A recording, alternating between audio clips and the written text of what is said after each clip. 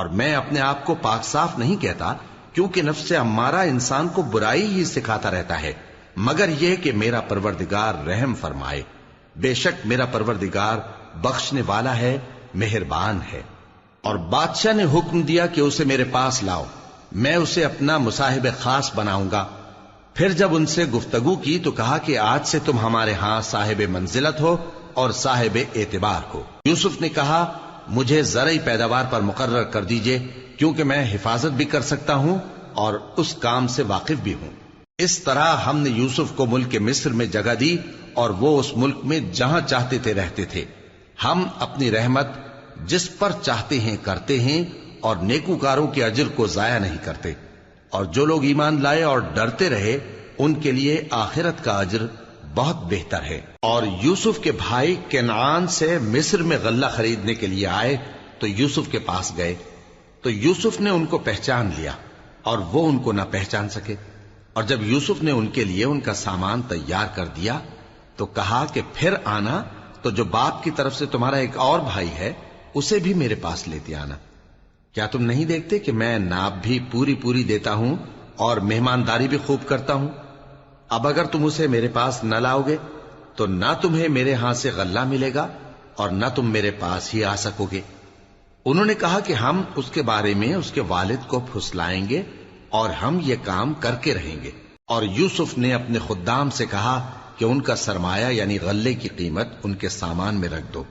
عجب نہیں کہ جب یہ اپنے اہل و عیال میں جائیں تو اسے پہچان لیں، اور عجب نہیں کہ یہ پھر یہاں آئے۔ بس جب وہ اپنے والد کے پاس واپس گئے تو کہنے لگے کہ ابا ہمارے لیے غلے کی بندش کر دی گئی ہے، تو ہمارے ساتھ ہمارے بھائی کو بھیج دیجئے تاکہ ہم پھر غلہ لائیں اور ہم اس کے نگہبان ہیں۔ یعقوب نے کہا کہ میں اس کے بارے میں تمہارا اعتبار نہیں کرتا، مگر ویسا ہی جیسا پہلے اس کے بھائی کے بارے میں کیا تھا، سو اللہ ہی بہتر نگہبان ہے اور وہ سب سے زیادہ رحم کرنے والا ہے۔ اور جب انہوں نے اپنا اسباب کھولا تو دیکھا کہ ان کا سرمایہ واپس کر دیا گیا ہے۔ کہنے لگے ابا ہمیں اور کیا چاہیے؟ دیکھیے یہ ہماری پونجی بھی ہمیں واپس کر دی گئی ہے، اور ہم اپنے اہل و عیال کے لیے پھر غلہ لائیں گے اور اپنے بھائی کی نگہبانی کریں گے، اور ایک بار شتر زیادہ لائیں گے کہ یہ غلہ جو ہم لائے ہیں تھوڑا ہے۔ یعقوب نے کہا کہ جب تک تم اللہ کا عہد نہ دو کہ اس کو میرے پاس صحیح و سالم لے آؤ گے، میں اسے ہرگز تمہارے ساتھ نہیں بھیجنے کا، مگر یہ کہ تم گھیر لیے جاؤ یعنی بے بس ہو جاؤ تو مجبوری ہے۔ پس جب انہوں نے والد کو اپنا قول دیا تو یعقوب نے کہا کہ جو قول و قرار ہم کر رہے ہیں اس کا اللہ ضامن ہے، اور فرمایا کہ اے میرے بیٹو ایک ہی دروازے سے داخل نہ ہونا بلکہ جدا جدا دروازوں سے داخل ہونا، اور میں اللہ کی تقدیر کو تو تم سے روک نہیں سکتا، بے شک حکم اللہ ہی کا ہے، میں اسی پر بھروسہ رکھتا ہوں، اور اہل توکل کو اسی پر بھروسہ رکھنا چاہیے۔ اور جب وہ ان مقامات سے داخل ہوئے جہاں جہاں سے داخل ہونے کے لیے ان کے والد نے ان سے کہا تھا، تو وہ تدبیر اللہ کے حکم کو ذرا بھی ٹال نہیں سکتی تھی۔ ہاں وہ یعقوب کے دل کی خواہش تھی جو انہوں نے پوری کی تھی، اور بے شک وہ صاحب علم تھے کیونکہ ہم نے ان کو علم سکھایا تھا، لیکن اکثر لوگ نہیں جانتے۔ اور جب وہ لوگ یوسف کے پاس پہنچے تو یوسف نے اپنے حقیقی بھائی کو اپنے پاس جگہ دی اور کہا کہ میں تمہارا بھائی ہوں، تو جو سلوک یہ ہمارے ساتھ کرتے رہے ہیں اس پر افسوس نہ کرنا۔ پھر جب ان کا اسباب تیار کر دیا تو اپنے بھائی کے تھیلے میں آپ خورا رکھ دیا۔ پھر جب وہ آبادی سے باہر نکل گئے تو ایک پکارنے والے نے آواز دی کہ قافلے والو تم تو چور ہو۔ وہ ان کی طرف متوجہ ہو کر کہنے لگے کہ تمہاری کیا چیز کھوئی گئی ہے؟ وہ بولے کہ بادشاہ کا کٹورا کھویا گیا ہے، اور جو شخص اس کو لے کے آئے اس کے لیے ایک بار شتر انعام، اور میں اس کا ضامن ہوں۔ وہ کہنے لگے کہ اللہ کی قسم تم کو معلوم ہے کہ ہم اس ملک میں اس لیے نہیں آئے کہ خرابی کریں اور نہ ہم چوری کیا کرتے ہیں۔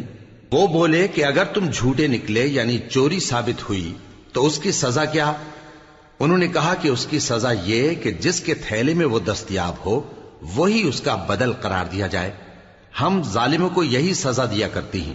پھر یوسف نے اپنے بھائی کے تھیلے سے پہلے ان کے تھیلوں کو دیکھنا شروع کیا، پھر اپنے بھائی کے تھیلے میں سے اس کو نکال لیا۔ اس طرح ہم نے یوسف کے لیے تدبیر کی، ورنہ بادشاہ کے قانون کے مطابق وہ اپنے بھائی کو لے نہیں سکتے تھے مگر یہ کہ اللہ چاہے، ہم جس کے چاہتے ہیں درجے بلند کرتے ہیں، اور ہر علم والے سے بڑھ کر ایک بڑا علم والا ہے۔ برادران یوسف نے کہا کہ اگر اس نے چوری کی ہو تو کچھ عجب نہیں کہ اس کے ایک بھائی نے بھی پہلے چوری کی تھی، مگر یوسف نے اس بات کو اپنے دل میں مخفی رکھا اور ان پر ظاہر نہ ہونے دیا، یعنی زیر لب کہا کہ تم بڑے برے ہو اور جو تم بیان کرتے ہو اللہ اسے خوب جانتا ہے۔ وہ کہنے لگے کہ اے عزیز، اس کے والد بہت بوڑھے ہیں اور اس سے بہت محبت رکھتے ہیں، تو اس کو چھوڑ دیجئے اور اس کی جگہ ہم میں سے کسی کو رکھ لیجئے، ہم دیکھتے ہیں کہ آپ احسان کرنے والے ہیں۔ یوسف نے کہا کہ اللہ پناہ میں رکھے کہ جس شخص کے پاس ہم نے اپنی چیز پائی ہے اس کے سوا کسی اور کو پکڑ لیں، ایسا کریں تو ہم بڑے بے انصاف ہیں۔ آخر جب وہ اس سے نا امید ہو گئے تو الگ ہو کر صلاح کرنے لگے۔ سب سے بڑے نے کہا، کیا تم نہیں جانتے کہ تمہارے والد نے تم سے اللہ کا عہد لیا ہے اور اس سے پہلے بھی تم یوسف کے بارے میں قصور کر چکے ہو؟ تو جب تک والد صاحب مجھے اجازت نہ دیں میں تو اس جگہ سے ہلنے کا نہیں، یا اللہ میرے لیے کوئی فیصلہ کرے، اور وہ سب سے بہتر فیصلہ کرنے والا ہے۔ تم سب والد صاحب کے پاس واپس جاؤ اور کہو کہ ابا، آپ کے صاحبزادے نے وہاں جا کر چوری کی، اور ہم نے تو اپنی دانست کے مطابق آپ سے اس کے لے آنے کا عہد کیا تھا، مگر ہم غیب کی باتوں کے جاننے اور یاد رکھنے والے تو نہیں تھے، اور جس بستی میں ہم ٹھہرے تھے وہاں سے، یعنی اہل مصر سے، اور جس قافلے میں آئے ہیں اس سے دریافت کر لیجئے، اور ہم اس بیان میں بالکل سچے ہیں۔ جب انہوں نے یہ بات یعقوب سے آ کر کہی تو انہوں نے کہا کہ حقیقت یوں نہیں ہے، بلکہ یہ بات تم نے اپنے دل سے بنا لی ہے، تو صبر ہی بہتر ہے۔ عجب نہیں کہ اللہ ان سب کو میرے پاس لے آئے، بے شک وہ علم والا ہے، حکمت والا ہے۔ اور ان کے پاس سے چلے گئے اور کہنے لگے کہ ہائے افسوس یوسف پر، ہائے افسوس، اور رنج و الم میں ان کی آنکھیں سفید ہو گئیں اور ان کا دل غم سے بھر رہا تھا۔ بیٹے کہنے لگے کہ واللہ آپ تو یوسف کو اسی طرح یاد ہی کرتے رہیں گے یہاں تک کہ آپ گھل جائیں گے یا جان ہی دے دیں گے۔ انہوں نے کہا کہ میں تو اپنے غم و اندوہ کا اظہار اللہ سے کرتا ہوں، اور اللہ کی طرف سے وہ باتیں جانتا ہوں جو تم نہیں جانتے۔ اے بیٹو، یوں کرو کہ ایک دفعہ پھر جاؤ اور یوسف اور اس کے بھائی کو تلاش کرو، اور اللہ کی رحمت سے نا امید نہ ہونا کہ اللہ کی رحمت سے تو کافر لوگ ہی نا امید ہوا کرتے ہیں۔ پھر جب وہ یوسف کے پاس گئے تو کہنے لگے کہ اے عزیز، ہمیں اور ہمارے اہل و عیال کو بڑی تکلیف ہو رہی ہے، اور ہم یہ تھوڑا سا سرمایہ لائے ہیں، آپ ہمیں اس کے عوض پورا غلہ دے دیجئے اور ہم پر خیرات کیجئے کہ اللہ خیرات کرنے والوں کو ثواب دیتا ہے۔ یوسف نے کہا، تمہیں معلوم ہے کہ جب تم نادانی میں پھنسے ہوئے تھے تو تم نے یوسف اور اس کے بھائی کے ساتھ کیا کیا تھا؟ وہ بولے، کیا واقعی تم ہی یوسف ہو؟ انہوں نے کہا، ہاں میں یوسف ہوں، اور بن یامین کی طرف اشارہ کر کے کہنے لگے، یہ میرا بھائی ہے، اللہ نے ہم پر بڑا احسان کیا ہے۔ جو شخص اللہ سے ڈرتا اور صبر کرتا ہے تو اللہ نیکوکاروں کا اجر ضائع نہیں کرتا۔ وہ بولے، اللہ کی قسم، اللہ نے تم کو ہم پر فضیلت بخشی ہے اور بے شک ہم خطاکار تھے۔ یوسف نے کہا کہ آج کے دن تم پر کوئی ملامت نہیں، اللہ تم کو معاف کرے، اور وہ سب سے بڑھ کر رحم کرنے والا ہے۔ یہ میرا کرتا لے جاؤ، پھر اسے والد صاحب کے منہ پر ڈال دینا تو وہ بینا ہو جائیں گے، اور اپنے تمام اہل و عیال کو میرے پاس لے آؤ۔ اور جب قافلہ مصر سے روانہ ہوا تو ان کے والد کہنے لگے کہ اگر مجھ کو یہ نہ کہو کہ بوڑھا بہک گیا ہے تو مجھے تو یوسف کی بو آ رہی ہے۔ وہ بولے کہ واللہ آپ اسی قدیم غلطی میں مبتلا ہیں۔ مگر جب خوشخبری دینے والا آپ پہنچا تو اس نے کرتا ان کے منہ پر ڈال دیا، سو وہ بینا ہو گئے، اور بیٹوں سے کہنے لگے، کیا میں نے تم سے نہیں کہا تھا کہ میں اللہ کی طرف سے وہ باتیں جانتا ہوں جو تم نہیں جانتے؟ بیٹوں نے کہا کہ ابا، ہمارے لیے ہمارے گناہ کی مغفرت مانگیے، بے شک ہم خطاکار تھے۔ فرمایا، میں اپنے پروردگار سے تمہارے لیے بخشش مانگوں گا، بے شک وہ بخشنے والا ہے، مہربان ہے۔ پھر جب یہ سب لوگ یوسف کے پاس پہنچے تو انہوں نے اپنے والدین کو اپنے پاس جگہ دی اور کہا، مصر میں داخل ہو جائیے، اللہ نے چاہا تو امن و امان سے رہیے گا۔ اور اپنے والدین کو تخت پر بٹھایا اور سب ان کے آگے سجدے میں گر پڑے۔ اور اس وقت یوسف نے کہا، ابا جان، یہ میرے اس خواب کی تعبیر ہے جو میں نے پہلے بچپن میں دیکھا تھا، میرے پروردگار نے اسے سچ کر دیا اور اس نے مجھ پر بہت سے احسان کیے ہیں کہ مجھ کو قید خانے سے نکالا، اور اس کے بعد کہ شیطان نے مجھ میں اور میرے بھائیوں میں فساد ڈال دیا تھا، آپ کو گاؤں سے یہاں لایا۔ بے شک میرا پروردگار جو چاہتا ہے تدبیر سے کرتا ہے، وہ علم والا ہے، حکمت والا ہے۔ جب یہ سب باتیں ہو لیں تو یوسف نے اللہ سے دعا کی کہ اے میرے پروردگار، تو نے مجھ کو حکومت سے نوازا اور خوابوں کی تعبیر کا علم بخشا۔ اے آسمانوں اور زمین کے پیدا کرنے والے، تو ہی دنیا اور آخرت میں میرا کارساز ہے۔ تو مجھے دنیا سے اپنی اطاعت کی حالت میں اٹھائیو اور آخرت میں اپنے نیک بندوں میں داخل کیجو۔ اے پیغمبر، یہ اخبار غیب میں سے ہیں جو ہم تمہاری طرف بھیجتے ہیں۔ اور جب برادران یوسف نے اپنی بات پر اتفاق کیا تھا اور وہ فریب کر رہے تھے تو تم ان کے پاس تو نہ تھے، اور بہت سے آدمی گو تم کتنی خواہش کرو ایمان لانے والے نہیں ہیں، اور تم ان سے اس خیر خواہی کا کچھ صلہ بھی تو نہیں مانگتے۔ یہ قرآن اور کچھ نہیں تمام جہانوں کے لیے نصیحت ہے، اور آسمان و زمین میں بہت سی نشانیاں ہیں جن پر سے یہ گزرتے ہیں اور ان کو نظر انداز کر دیتے ہیں، اور یہ اکثر اللہ پر ایمان نہیں رکھتے مگر اس کے ساتھ شرک بھی کرتے ہیں۔ تو کیا یہ اس بات سے بے خوف ہیں کہ ان پر اللہ کا عذاب نازل ہو کر ان کو ڈھانپ لے، یا ان پر ناگہاں قیامت آ جائے اور انہیں خبر بھی نہ ہو؟ کہہ دو میرا رستہ تو یہ ہے، میں اللہ کی طرف بلاتا ہوں سمجھ بوجھ کر، میں بھی لوگوں کو اللہ کی طرف بلاتا ہوں اور میرے پیراؤ بھی، اور اللہ پاک ہے اور میں شرک کرنے والوں میں سے نہیں ہوں۔ اور ہم نے تم سے پہلے بستیوں کے رہنے والوں میں سے مرد ہی بھیجے تھے جن کی طرف ہم وہی بھیجتے تھے۔ کیا ان لوگوں نے ملک میں سیر و سیاحت نہیں کی کہ دیکھ لیتے کہ جو لوگ ان سے پہلے تھے ان کا انجام کیا ہوا؟ اور متقیوں کے لیے آخرت کا گھر بہت اچھا ہے، کیا تم سمجھتے نہیں؟ یہاں تک کہ جب پیغمبر نا امید ہو گئے اور انہوں نے خیال کیا کہ اپنی نصرت کے بارے میں جو بات انہوں نے کہی تھی اس میں وہ سچے نہ نکلے، تو ان کے پاس ہماری مدد آ پہنچی، پھر جسے ہم نے چاہا بچا دیا، اور ہمارا عذاب اتر کر گناہگار لوگوں سے پھیرا نہیں کرتا۔ ان کے قصے میں عقل مندوں کے لیے عبرت ہے۔ یہ قرآن ایسی بات نہیں ہے جو اپنے دل سے بنائی گئی ہو، بلکہ جو کتابیں اس سے پہلے نازل ہوئی ہیں ان کی تصدیق کرنے والا ہے، اور ہر چیز کی تفصیل کرنے والا، اور مومنوں کے لیے ہدایت اور رحمت ہے۔ شروع اللہ کا نام لے کر جو بڑا مہربان نہایت رحم والا ہے۔ الف لام میم را۔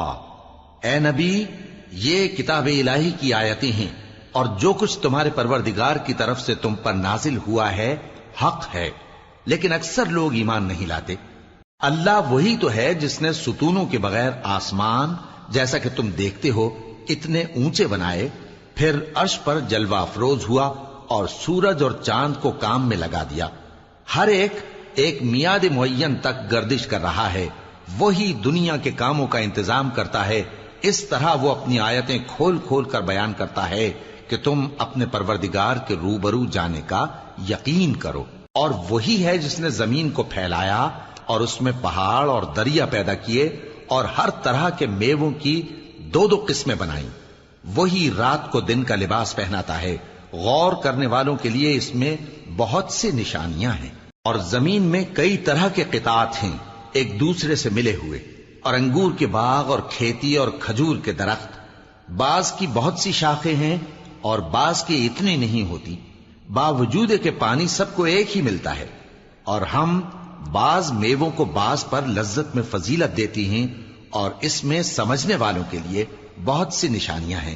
اگر تم عجیب بات سننی چاہو تو کافروں کا یہ کہنا عجیب ہے کہ جب ہم مر کر مٹی ہو جائیں گے تو کیا از سر نو پیدا ہوں گے؟ یہی لوگ ہیں جو اپنے پروردگار سے منکر ہوئے ہیں، اور یہی ہیں جن کی گردنوں میں طوق ہوں گے، اور یہی اہل دوزخ ہیں کہ ہمیشہ اس میں جلتے رہیں گے۔ اور یہ لوگ بھلائی سے پہلے تم سے برائی جلدی سے مانگتے ہیں، یعنی طالب عذاب ہیں، حالانکہ ان سے پہلے عذاب واقع ہو چکے ہیں۔ اور تمہارا پروردگار لوگوں کو باوجود ان کی بے انصافیوں کے معاف کرنے والا ہے، اور بے شک تمہارا پروردگار سخت عذاب دینے والا ہے۔ اور کافر لوگ کہتے ہیں کہ اس پیغمبر پر اس کے پروردگار کی طرف سے کوئی نشانی کیوں نازل نہیں ہوئی؟ اے نبی، تم تو صرف خبردار کرنے والے ہو، اور ہر ایک قوم کے لیے رہنما ہوا کرتا ہے۔ اللہ ہی اس بچے سے واقف ہے جو عورت کے پیٹ میں ہوتا ہے، اور وہی پیٹ کے سکڑنے اور بڑھنے سے بھی واقف ہے، اور ہر چیز کا اس کے ہاں ایک اندازہ مقرر ہے۔ وہ چھپی اور ظاہر چیزوں کا جاننے والا ہے، سب سے بزرگ ہے، عالی رتبہ ہے۔ کوئی تم میں سے چپکے سے بات کہے یا پکار کر، یا رات کو کہیں چھپ جائے یا دن کی روشنی میں کھلم کھلا چلے پھرے، اللہ کے نزدیک برابر ہے۔ اس کے آگے اور پیچھے اللہ کے چوکیدار ہیں جو اللہ کے حکم سے اس کی نگرانی کرتے ہیں۔ اللہ اس نعمت کو جو کسی قوم کو حاصل ہے نہیں بدلتا جب تک کہ وہ اپنی حالت کو نہ بدلے، اور جب اللہ کسی قوم کے ساتھ برائی کا ارادہ کرتا ہے تو وہ پھر نہیں سکتی، اور اللہ کے سوا ان کا کوئی مددگار نہیں ہوتا۔ وہی تو ہے جو تم کو ڈرانے اور امید دلانے کے لیے بجلی دکھاتا اور بھاری بھاری بادل پیدا کرتا ہے، اور رعد اور فرشتے سب اس کے خوف سے اس کی تسبیح و تحمید کرتے رہتے ہیں۔ اور وہی بجلیاں بھیجتا ہے، پھر جس پر چاہتا ہے گرا بھی دیتا ہے، جبکہ وہ اللہ کے بارے میں جھگڑتے ہیں، اور وہ بڑی قوت والا ہے۔ کام کا پکارنا تو اسی کا ہے، اور جن کو یہ لوگ اس کے سوا پکارتے ہیں وہ ان کی پکار کو کسی طرح قبول نہیں کرتے، مگر اس شخص کی طرح جو اپنے دونوں ہاتھ پانی کی طرف پھیلا دے تاکہ دور ہی سے اس کے منہ تک آ پہنچے، حالانکہ وہ اس تک کبھی بھی نہیں آ سکتا۔ اور اسی طرح کافروں کی پکار بیکار ہے۔ اور جتنی مخلوقات آسمانوں اور زمین میں ہے، خوشی سے یا ناخوشی سے اللہ کے آگے سجدہ کرتی ہے، اور ان کے سائے بھی صبح و شام سجدے کرتے ہیں۔ ان سے پوچھو کہ آسمانوں اور زمین کا پروردگار کون ہے؟ تم ہی کہہ دو کہ اللہ۔ ان سے کہو کہ کیا تم نے اللہ کو چھوڑ کر ایسے لوگوں کو کارساز بنایا ہے جو خود اپنے نفع و نقصان کا بھی اختیار نہیں رکھتے؟ کہو کیا اندھا اور آنکھوں والا برابر ہیں، یا اندھیرا اور اجالا برابر ہو سکتا ہے؟ بھلا ان لوگوں نے جن کو اللہ کا شریک مقرر کیا ہے، کیا انہوں نے اللہ کسی مخلوقات پیدا کی ہے جس کے سبب ان کے لیے مخلوقات مشتبہ ہو گئی ہے؟ کہہ دو کہ اللہ ہی ہر چیز کا پیدا کرنے والا ہے، اور وہ یکتا ہے، بڑا زبردست ہے۔ اسی نے آسمان سے مے برسایا، پھر اس سے اپنے اپنے اندازے کے مطابق نالے بہ نکلے، پھر پانی پر پھولا ہوا جھاگ آ گیا۔ اور جس چیز کو زیور یا کوئی اور سامان بنانے کے لیے آگ میں تپاتے ہیں اس میں بھی ایسا ہی جھاگ ہوتا ہے۔ اس طرح اللہ حق و باطل کی مثال بیان فرماتا ہے۔ سو جھاگ تو سوکھ کر زائل ہو جاتا ہے، اور پانی جو لوگوں کو فائدہ پہنچاتا ہے وہ زمین میں ٹھہرا رہتا ہے۔ اس طرح اللہ صحیح اور غلط کی مثالیں بیان فرماتا ہے تاکہ تم سمجھو۔ جن لوگوں نے اللہ کے حکم کو قبول کیا ان کی حالت بہت بہتر ہوگی، اور جنہوں نے اس کو قبول نہ کیا، اگر روئے زمین کے سب خزانے ان کے اختیار میں ہوں تو وہ سب کے سب اور ان کے ساتھ اتنے ہی اور نجات کے بدلے میں صرف کر ڈالیں، مگر نجات کہاں؟ ایسے لوگوں کا حساب بھی برا ہوگا، اور ان کا ٹھکانہ بھی دوزخ ہے، اور وہ بری جگہ ہے۔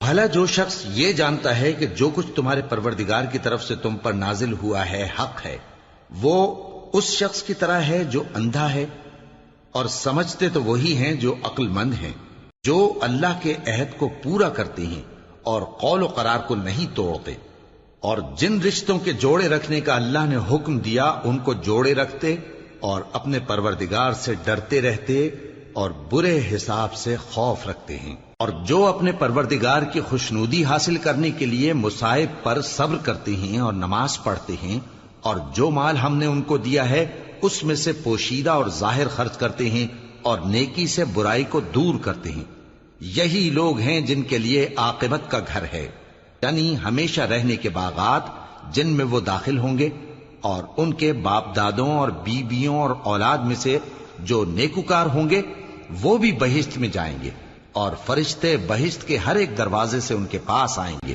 اور کہیں گے تم پر سلام ہو، یہ تمہاری ثابت قدمی کا بدلہ ہے، اور عاقبت کا گھر خوب گھر ہے۔ اور جو لوگ اللہ سے پختہ عہد کر کے اس کو توڑ ڈالتے اور جن رشتوں کے جوڑے رکھنے کا اللہ نے حکم دیا ہے ان کو قطع کر دیتے اور ملک میں فساد کرتے ہیں، ایسوں پر لعنت ہے اور ان کے لیے برا انجام ہے۔ اللہ جس کا چاہتا ہے رزق فراخ کر دیتا ہے اور جس کا چاہتا ہے تنگ کر دیتا ہے۔ اور کافر لوگ دنیا کی زندگی پر خوش ہو رہے ہیں، اور دنیا کی زندگی آخرت کے مقابلے میں بہت تھوڑا سامان ہے۔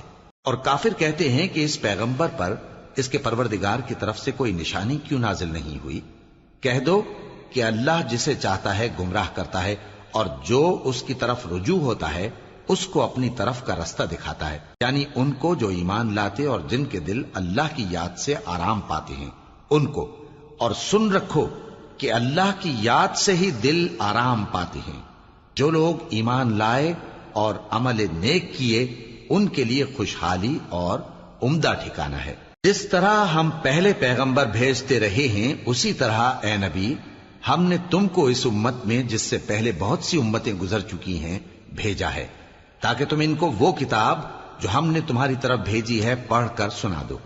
اور یہ لوگ رحمان کو نہیں مانتے۔ کہہ دو وہی تو میرا پروردگار ہے، اس کے سوا کوئی معبود نہیں، میں اسی پر بھروسہ رکھتا ہوں اور اسی کی طرف رجوع کرتا ہوں۔ اور اگر کوئی قرآن ایسا ہوتا کہ اس کی تاثیر سے پہاڑ چل پڑتے یا زمین پھٹ جاتی یا مردوں سے کلام کر سکتے تو کیا یہ لوگ ایمان لے آتے؟ بات یہ ہے کہ سب باتیں اللہ کے اختیار میں ہیں، تو کیا مومنوں کو اس سے اطمینان نہیں ہوا کہ اگر اللہ چاہتا تو سب لوگوں کو ہدایت کے رستے پر چلا دیتا؟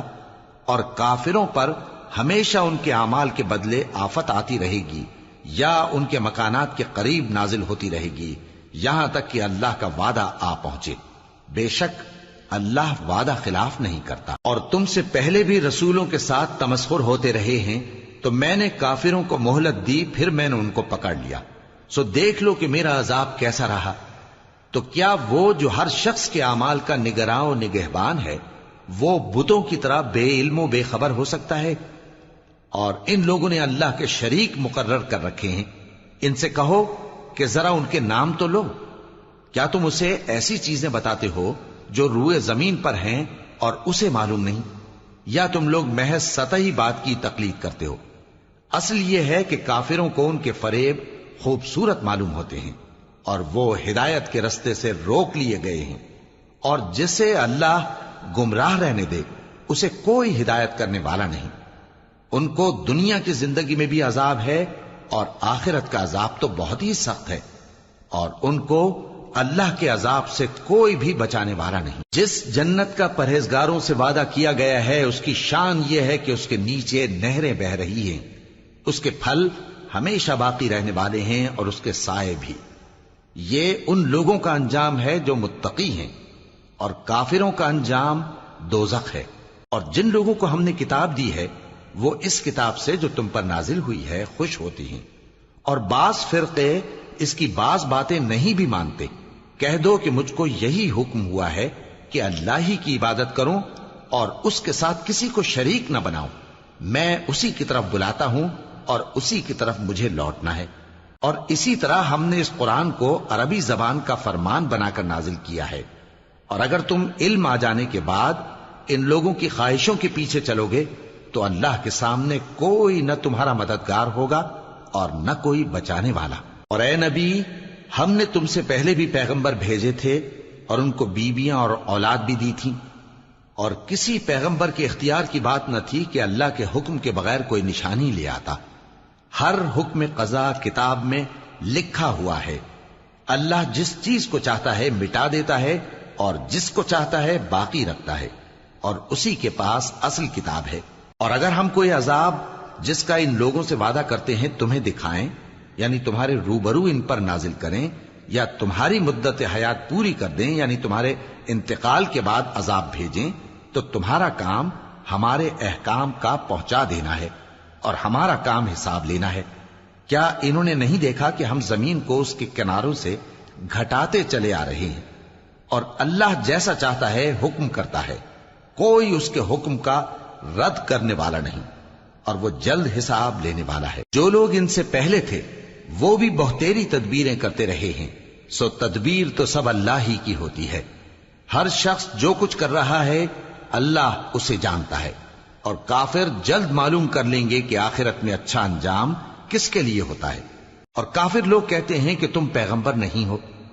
کہہ دو کہ میرے اور تمہارے درمیان اللہ اور وہ شخص جس کے پاس کتاب آسمانی کا علم ہے بطور گواہ کافی ہے۔ شروع اللہ کا نام لے کر جو بڑا مہربان نہایت رحم والا ہے۔ الف لام را، یہ ایک پر نور کتاب ہے، اس کو ہم نے تم پر اس لیے نازل کیا ہے کہ تم لوگوں کو اندھیروں سے نکال کر روشنی کی طرف لے جاؤ، یعنی ان کے پروردگار کے حکم سے عزت والے خوبیوں والے مالک کے راستے کی طرف، یعنی اس اللہ کے راستے کی طرف کہ جو کچھ آسمانوں اور زمین میں ہے سب اسی کا ہے، اور ان کافروں کے لیے عذاب شدید کی وجہ سے تباہی اور بربادی مقدر ہے، جو آخرت کے مقابلے میں دنیاوی زندگی کو پسند کرتے اور لوگوں کو اللہ کے راستے سے روکتے اور اس میں کجی چاہتے ہیں۔ یہ لوگ بڑے دور کی گمراہی میں ہیں، اور ہم نے کوئی پیغمبر نہیں بھیجا مگر وہ اپنی قوم کی زبان بولتا تھا تاکہ انہیں احکام الہی کھول کھول کر بتا دے۔ پھر اللہ جسے چاہتا ہے گمراہ رہنے دیتا ہے اور جسے چاہتا ہے ہدایت دیتا ہے، اور وہ غالب ہے، حکمت والا ہے۔ اور ہم نے موسیٰ کو اپنی نشانیاں دے کر بھیجا کہ اپنی قوم کو تاریکیوں سے نکال کر روشنی میں لے جاؤ اور ان کو اللہ کے دن یاد دلاؤ، اور اس میں ان لوگوں کے لیے جو صابر و شاکر ہیں نشانیاں ہیں۔ اور جب موسیٰ نے اپنی قوم سے کہا کہ اللہ نے جو تم پر مہربانیاں کی ہیں ان کو یاد کرو، جبکہ اس نے تم کو فرعون کی قوم سے رہائی بخشی، وہ لوگ تمہیں برے برے عذاب دیتے تھے اور تمہارے بیٹوں کو مار ڈالتے تھے اور تمہاری لڑکیوں کو زندہ رہنے دیتے تھے، اور اس میں تمہارے پروردگار کی طرف سے بڑی آزمائش تھی۔ اور جب تمہارے پروردگار نے تم کو آگاہ کیا کہ اگر شکر کرو گے تو میں تمہیں زیادہ دوں گا، اور اگر ناشکری کرو گے تو یاد رکھو کہ میرا عذاب بھی سخت ہے۔ اور موسیٰ نے صاف صاف کہہ دیا کہ اگر تم اور جتنے اور لوگ زمین میں ہیں سب کے سب ناشکری کرو تو بھی اللہ بے نیاز ہے، قابل تعریف ہے۔ بھلا تم کو ان لوگوں کے حالات کی خبر نہیں پہنچی جو تم سے پہلے تھے، یعنی نوح اور عاد اور سمود کی قوم اور جو ان کے بعد تھے، جن کا علم اللہ کے سوا کسی کو نہیں۔ جب ان کے پاس ان کے پیغمبر نشانیاں لے کر آئے تو انہوں نے اپنے ہاتھ ان کے منہوں پر رکھ دیے کہ خاموش رہو، اور کہنے لگے کہ ہم تو تمہاری رسالت کو تسلیم نہیں کرتے، اور جس چیز کی طرف تم ہمیں بلاتے ہو ہم کو اس میں بھاری شک ہے۔ ان کے پیغمبروں نے کہا، کیا تم کو اللہ کے بارے میں شک ہے جو آسمانوں اور زمین کا پیدا کرنے والا ہے؟ وہ تمہیں اس لیے بلاتا ہے کہ تمہارے گناہ بخشے اور ایک مدت مقرر تک تم کو مہلت دے۔ وہ بولے کہ تم تو ہمارے ہی جیسے آدمی ہو، تمہارا یہ منشا ہے کہ جن چیزوں کو ہمارے بڑے پوجتے رہے ہیں ان کے پوجنے سے تم ہمیں روک دو، تو اچھا کوئی کھلی دلیل لاؤ، یعنی معجزہ دکھاؤ۔ پیغمبروں نے ان سے کہا کہ ہاں ہم تمہارے ہی جیسے آدمی ہیں، لیکن اللہ اپنے بندوں میں سے جس پر چاہتا ہے نبوت کا احسان کرتا ہے، اور ہمارے اختیار کی بات نہیں کہ ہم اللہ کے حکم کے بغیر تم کو تمہاری فرمائش کے مطابق معجزہ دکھائیں، اور اللہ ہی پر مومنوں کو تو بھروسہ رکھنا چاہیے۔ اور ہم کیوں اللہ پر بھروسہ نہ رکھیں حالانکہ اس نے ہم کو ہمارے دین کے سیدھے رستے بتائے ہیں، اور جو تکلیفیں تم ہم کو دیتے ہو اس پر ہم صبر کریں گے، اور اہل توکل کو تو اللہ ہی پر بھروسہ رکھنا چاہیے۔ اور جو کافر تھے انہوں نے اپنے پیغمبروں سے کہا کہ یا تو ہم تم کو اپنے ملک سے باہر نکال دیں گے یا تم ہمارے مذہب میں واپس آ جاؤ۔ پس ان کے پروردگار نے ان کی طرف وحی بھیجی کہ ہم ظالموں کو ہلاک کر دیں گے اور ان کے بعد تم کو اس زمین میں آباد کر دیں گے۔ یہ اس شخص کے لیے ہے جو قیامت کے روز میرے سامنے کھڑے ہونے سے ڈرے اور میرے عذاب سے خوف کرے۔ اور پیغمبروں نے اللہ سے فتح چاہی اور ہر سرکش ضدی نامراد رہ گیا۔ اس کے پیچھے دوزخ ہے اور اسے پیپ والا پانی پلایا جائے گا، وہ اس کو گھونٹ گھونٹ کر کے پیے گا اور گلے سے نہیں اتار سکے گا، اور ہر طرف سے اسے موت آ رہی ہوگی مگر وہ مرنے میں نہیں آئے گا، اور اس کے بعد سخت عذاب ہوگا۔ جن لوگوں نے اپنے پروردگار سے کفر کیا ان کے اعمال کی مثال راکھ کی سی ہے کہ آندھی کے دن اس پر زور کی ہوا چلے جو اسے اڑا لے جائے۔ اسی طرح جو کام وہ کرتے رہے ان پر ان کو کچھ قابو نہ ہوگا۔ یہی تو پرلے سرے کی گمراہی ہے۔ کیا تم نے نہیں دیکھا کہ اللہ نے آسمانوں اور زمین کو تدبیر سے پیدا کیا ہے؟ اگر وہ چاہے تو تم کو نابود کر دے اور تمہاری جگہ نئی مخلوق پیدا کر دے، اور یہ اللہ کو کچھ بھی مشکل نہیں۔ اور قیامت کے دن سب لوگ اللہ کے سامنے کھڑے ہوں گے تو غریب پیروکار بڑے بن بیٹھنے والوں سے کہیں گے کہ ہم تو تمہارے پیرو تھے، کیا تم اللہ کا کچھ عذاب ہم پر سے دفع کر سکتے ہو؟ وہ کہیں گے کہ اگر اللہ ہم کو ہدایت کرتا تو ہم تم کو ہدایت کرتے۔ اب ہم گھبراہٹ ظاہر کریں یا صبر کریں ہمارے حق میں برابر ہے، کوئی جگہ رہائی کی ہمارے لیے نہیں ہے۔ اور جب حساب کتاب کا کام فیصل ہو چکے گا تو شیطان کہے گا جو وعدہ اللہ نے تم سے کیا تھا وہ تو سچا تھا، اور جو وعدہ میں نے تم سے کیا تھا وہ جھوٹا تھا، اور میرا تم پر کسی طرح کا زور نہیں تھا۔ ہاں، میں نے تم کو گمراہی اور باطل کی طرف بلایا تو تم نے جلدی سے اور بے دلیل میرا کہنا مان لیا۔ تو آج مجھے ملامت نہ کرو، اپنے آپ ہی کو ملامت کرو۔ نہ میں تمہاری فریاد رسی کر سکتا ہوں اور نہ تم میری فریاد رسی کر سکتے ہو۔ میں اس بات سے انکار کرتا ہوں کہ تم پہلے مجھے شریک بناتے تھے۔ بے شک جو ظالم ہیں ان کے لیے درد دینے والا عذاب ہے۔ اور جو ایمان لائے اور عمل نیک کرتے رہے وہ بہشتوں میں داخل کیے جائیں گے جن کے نیچے نہریں بہ رہی ہیں۔ اپنے پروردگار کے حکم سے وہ ہمیشہ ان میں رہیں گے، وہاں وہ ہر ملاقات پر ایک دوسرے کو سلام کہیں گے۔ کیا تم نے نہیں دیکھا کہ اللہ نے کلمہ طیبہ کی کیسی مثال بیان فرمائی ہے؟ وہ ایسی ہے جیسے پاکیزہ درخت جس کی جڑ مضبوط ہو اور شاخیں آسمان میں پھیلی ہوں، وہ اپنے پروردگار کے حکم سے ہر موقع پر پھل لاتا ہو۔ اور اللہ لوگوں کے لیے مثالیں بیان فرماتا ہے تاکہ وہ نصیحت حاصل کریں۔ اور ناپاک بات یعنی غلط عقیدے کی مثال ناپاک درخت کی سی ہے کہ وہ زمین کے اوپر ہی سے اکھیڑ کر پھینک دیا جائے، اس کو ذرا بھی قرار و ثبات نہیں۔ اللہ مومنوں کے دلوں کو صحیح اور پکی بات سے دنیا کی زندگی میں بھی مضبوط رکھتا ہے اور آخرت میں بھی رکھے گا۔ اور اللہ بے انصافوں کو گمراہ کر دیتا ہے، اور اللہ جو چاہتا ہے کرتا ہے۔ کیا تم نے ان لوگوں کو نہیں دیکھا جنہوں نے اللہ کے احسان کو ناشکری سے بدل دیا اور اپنی قوم کو تباہی کے گھر میں لا اتارا، یعنی دوزخ میں، کہ سب ناشکرے اس میں داخل ہوں گے اور وہ برا ٹھکانہ ہے۔ اور ان لوگوں نے اللہ کے شریک مقرر کیے کہ لوگوں کو اس کے رستے سے گمراہ کریں۔ کہہ دو کہ چند روز فائدے اٹھا لو، آخر کار تم کو دوزخ کی طرف لوٹ کر جانا ہے۔ اے پیغمبر، میرے مومن بندوں سے کہہ دو کہ نماز پڑھا کریں، اور اس دن کے آنے سے پیشتر جس میں نہ اعمال کا سودا ہوگا اور نہ دوستی کام آئے گی، ہمارے دیے ہوئے مال میں سے پوشیدہ اور علانیہ خرچ کرتے رہیں۔ اللہ ہی تو ہے جس نے آسمانوں اور زمین کو پیدا کیا اور آسمان سے مے برسایا، پھر اس سے تمہارے کھانے کے لیے پھل پیدا کیے اور کشتیوں اور جہازوں کو تمہارے زیر فرمان کیا تاکہ وہ سمندر میں اس کے حکم سے چلیں، اور نہروں کو بھی تمہارے زیر فرمان کیا، اور سورج اور چاند کو تمہارے لیے کام میں لگا دیا کہ دونوں دن رات ایک ڈگر پر چل رہے ہیں، اور رات اور دن کو بھی تمہاری خاطر کام میں لگا دیا، اور جو کچھ تم نے مانگا سب میں سے تم کو عنایت کیا۔ اور اگر اللہ کے احسان گننے لگو تو شمار نہ کر سکو، مگر لوگ نعمتوں کا شکر نہیں کرتے۔ کچھ شک نہیں کہ انسان بڑا بے انصاف ہے، ناشکرا ہے۔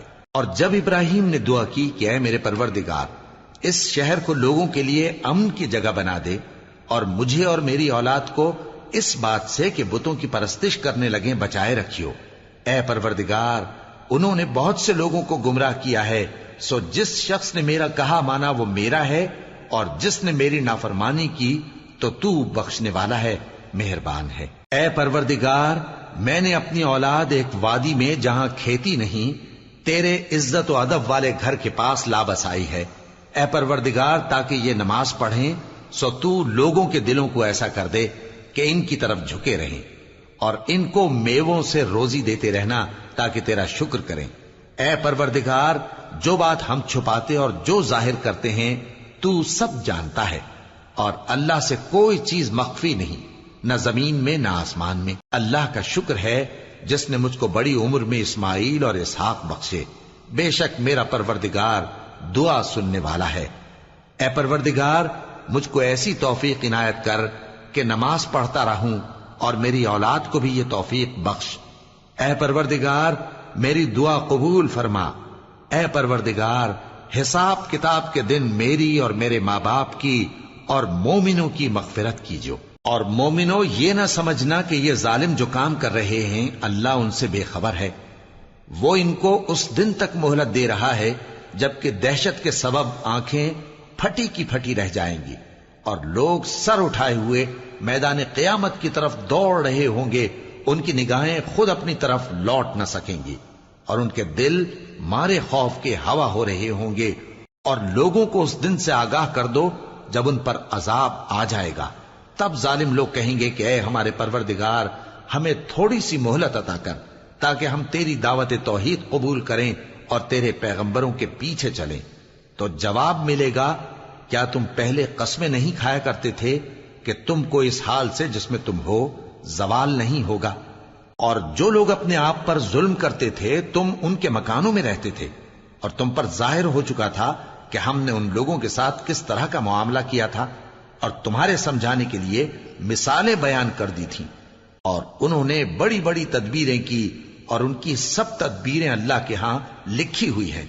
گو وہ تدبیریں ایسی غضب کی تھیں کہ ان سے پہاڑ بھی ٹل جائیں۔